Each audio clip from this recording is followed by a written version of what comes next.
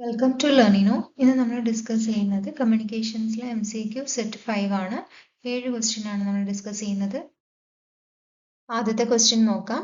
An arbitrary signal m of t has 0 average value 0 എന്ന് തന്നിട്ടുണ്ട് and it is band limited to 3.2 kilohertz. band limit ചെയ്തത് എത്രയാണ്? 3.2 kilohertz ആണ്. It is sampled at the rate of 8k samples per second. Sampling rate 8k samples per second. The samples are passed through an ideal band pass filter with center frequency of 3.2 kilohertz and bandwidth of 6.4 kilohertz. Band pass ഫിൽറ്ററിന്റെ central frequency 3.2 കിലോഹെർട്സും നമ്മൾ transmit ചെയ്ത bandwidth 6.4 kilohertz ആണ്. Output of a band pass filter എന്തായിരിക്കുന്നത്? അതായത് suppressed carrier ആണോ, കാരിയറിനെ suppress ചെയ്തതാണോ, വിത്ത് കാരിയർ ഉള്ളതാണോ, single side band with carrier ആണോ, a sequence of exponentially decaying sine waves ആണോ എന്നാണ് ചോദിച്ചിരിക്കുന്നത്. അപ്പോൾ നമുക്ക് ഇത്രയും വാല്യൂസിൽ കൺഫ്യൂസ് ആവും നമുക്ക് കാണുമ്പോൾ. പക്ഷെ ഒരു സിമ്പിൾ ആണ്. നമുക്ക് തന്നിട്ടുണ്ട് എന്ത്? Band limited to 3.2 kilohertz ആണെന്ന്. പക്ഷെ ബാൻഡ് വിഡ്ത്ത് എന്തെന്ന് പറഞ്ഞിട്ടുണ്ട്? Transmitted bandwidth 6.4 kilohertz ആണെന്ന്. അപ്പൊ നമ്മൾ അത് ശരിക്കും 3.2ന്റെ ഇരട്ടിയാണ് എന്ത്? 6.4 കിലോ ഹെർട്സ് അല്ലെ? അപ്പൊ നമുക്ക് ബാൻഡ് വിഡ്ത്ത് ഇരട്ടി 2b ബാൻഡ് വിഡ്ത്തിൽ നമ്മൾ ട്രാൻസ്മിറ്റ് ചെയ്യുന്ന ആംപ്ലിറ്റ്യൂഡ് മോഡുലേഷൻ ഏതാണ്? DSB സിഗ്നൽ വിത്ത് കാരിയർ ആണ്. കാരിയർ ഉള്ളതിനാണ് നമുക്ക് double the band width 2b band width നമുക്ക് ട്രാൻസ്മിഷൻ ആയിട്ട് ആവശ്യം വരുന്നത്. അപ്പൊ നമ്മുടെ ആൻസർ ഓപ്ഷൻ ബി ആണ്. ആംപ്ലിറ്റ്യൂഡ് മോഡുലേഷൻ DSB സിഗ്നൽ വിത്ത് കാരിയർ ആണ് നമ്മുടെ answer. Second question, in phase modulation, frequency deviation is options independent of the modulating signal frequency, inversely proportional to the modulating signal frequency, directly proportional to the modulating signal frequency, inversely proportional to the square root of the modulating signal frequency. അപ്പോൾ നമ്മൾ face modulation നമ്മൾ discuss ചെയ്യും. അപ്പോൾ face മോഡുലേഷനിൽ frequency deviation എങ്ങനെ ആയിരിക്കും എന്നാണ് നമ്മുടെ question.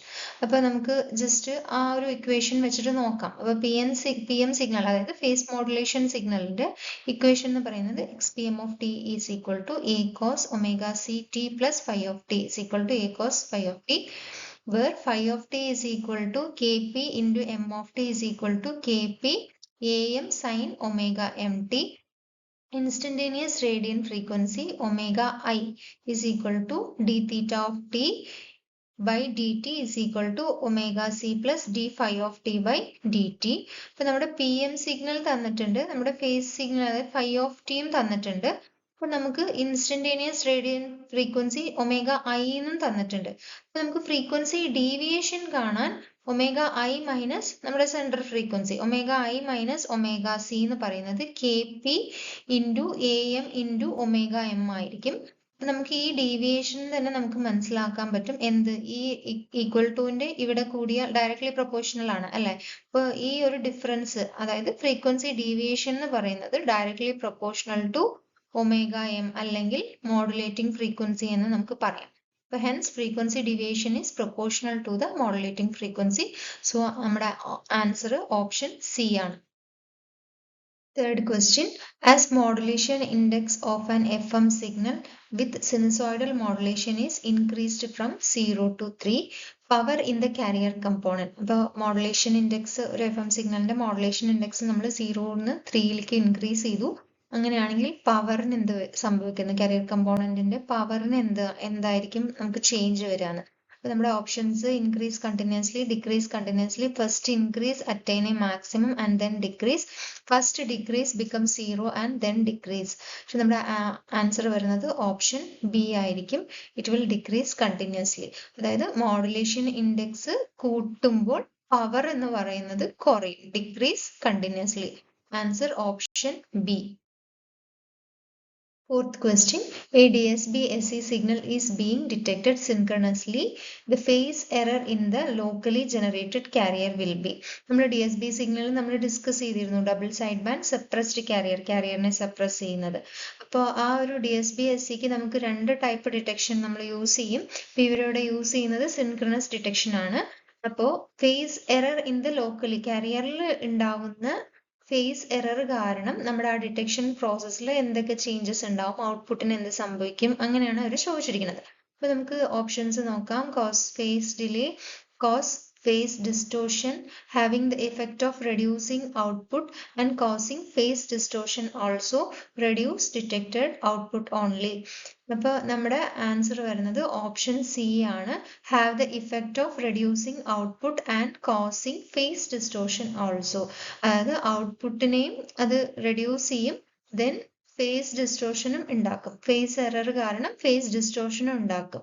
അപ്പൊ അതാണ് ഒരു ഡിറ്റക്ഷൻ പ്രോസസ്സ്, സിൻക്രണസ് ഡിറ്റക്ഷനിൽ ഫേസ് എററിന് എന്തായിരിക്കും ഇൻഫ്ലുവൻസ് എന്നാണ് നമ്മുടെ ക്വസ്റ്റ്യൻ. അപ്പൊ നമ്മുടെ ആൻസർ എന്ന് പറയുന്നത് ഫേസ് എറർ ഉണ്ടാവുമ്പോൾ കാരിയർ, ലോക്കലി ജനറേറ്റഡ് കാരിയറിൽ ഫേസ് എറർ ഉണ്ടാവുമ്പോൾ എന്തായിരിക്കും, ഔട്ട്പുട്ടും റെഡ്യൂസ് ആവും, ഫേസ് ഡിസ്റ്റോർഷനും ഉണ്ടാവും. Answer option C.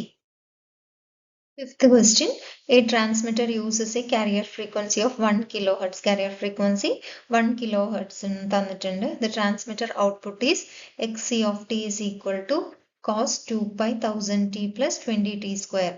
നമുക്ക് ട്രാൻസ്മിറ്ററിന്റെ ഔട്ട്പുട്ടിന്റെ ഇക്വേഷൻ തന്നിട്ടുണ്ട്. Phase and frequency deviation will be. ഫേസും ഫ്രീക്വൻസി ഡീവിയേഷനാണ്, ഫേസ് ഡീവിയേഷനും ഫ്രീക്വൻസി ഡീവിയേഷനാണ് നമുക്ക് ചോദിച്ചിരിക്കുന്നത്. ഫേസ് ഡീവിയേഷന്റെ എന്താണ്, del phi of T is equal to 20 T square ആയിരിക്കും. നമ്മുടെ ഇവിടെ ഇതല്ലേ നമ്മുടെ ഫൈ ഓഫ് ടി വരാം. അപ്പൊ del phi of T is equal to 20 T square ആണ്. അത് നമുക്ക് ആ ഇക്വേഷൻ കറക്റ്റ് എഴുതാൻ പറ്റും. ഫ്രീക്വൻസി ഡീവിയേഷൻ എന്താണ്, 1/2 pi into D phi of T by D T ആയിരിക്കും ഫ്രീക്വൻസി ഡീവിയേഷൻ. അപ്പൊ ആദ്യം നമ്മൾ എന്ത് കണ്ടുപിടിക്കണം, D phi of T by D T നമുക്ക് ആദ്യം കണ്ടുപിടിക്കണം. അതെന്താണ്, 40 ടി ആയിരിക്കും. എന്നിട്ട് 1/2 പൈ ഇൻറ്റു 40 ടി ആയിരിക്കും നമുക്ക് കിട്ടുക. അപ്പൊ ആ 2 വെച്ചിട്ട് ക്യാൻസൽ ആയി പോയിട്ട് ലാസ്റ്റ് നമുക്ക് എന്താ കിട്ടുക, 20 ടി ബൈ പൈ ആണ് കിട്ടുക. അപ്പൊ നമ്മുടെ ആൻസർ ഓപ്ഷൻ സി ആയിരിക്കും. Sixth question, in amplitude modulation, modulation envelope has a peak value which is double the unmodulated carrier value. What is the value of the modulation index? അതായത് amplitude modulation modulation envelope has a peak value. ആ peak value എന്ന് പറയുന്നത് എന്താണ്, double the unmodulated carrier wave value ആണ്. അങ്ങനെയാണെങ്കിൽ modulation ഇൻഡെക്സിന്റെ value എന്തായിരിക്കും എന്നാണ് ചോദിച്ചത്. അപ്പൊ നമുക്ക് എന്താണ്, X of T is equal to A C into 1 plus mu cos 2 pi F M T cos 2 pi F C T. ഇതിൽ മ്യൂ ആണ് മോഡുലേഷൻ ഇൻഡെക്സ്. അപ്പൊ നമുക്ക് തന്നിരിക്കുന്ന കണ്ടീഷൻ എന്താണ്, 2 ഇൻറ്റു എ സി, അതായത് അൺമോഡുലേറ്റഡ് കാരിയർ വാല്യൂ എന്താണ്, എ സി. അപ്പോൾ അതിന്റെ ഡബിൾ എന്ന് പറയുന്നത് 2 into A C. 2 into A C എന്ന് പറയുന്നത് എന്തായിരിക്കും, A C into 1 plus mu ആയിരിക്കും. അപ്പൊ ആ ഒരു ഇക്വേഷൻ നമുക്ക് സോൾവ് ചെയ്യുമ്പോൾ മ്യൂ 1 എന്ന് കിട്ടും. അപ്പൊ മോഡുലേഷൻ ഇൻഡെക്സ് 1 അല്ലെങ്കിൽ നമുക്ക് 100% മോഡുലേഷൻ ഉണ്ടെന്നാണ് പറയുന്നത്. അപ്പൊ നമ്മുടെ answer option D. Last question, in AM signal, received signal power is 10 raised to minus 10 watt with a maximum modulating signal of 5 kilohertz. The noise spectral density at the receiver input is 10 raised to minus 18 watt per hertz. If noise power is restricted to the message signal bandwidth only, then signal to noise ratio at the input to the receiver. ഞാൻ question വായിച്ചു. നമുക്ക് തന്നിട്ടുള്ള datas ആദ്യം നമുക്ക് എഴുതിയിടാം. നമുക്ക് കാണേണ്ടത് എന്താണ്, signal to noise ratio ആണ്. അപ്പൊ നമുക്ക് ആദ്യം തന്നിട്ടുള്ളത് എന്തൊക്കെയാണ് ഡേറ്റാസ്.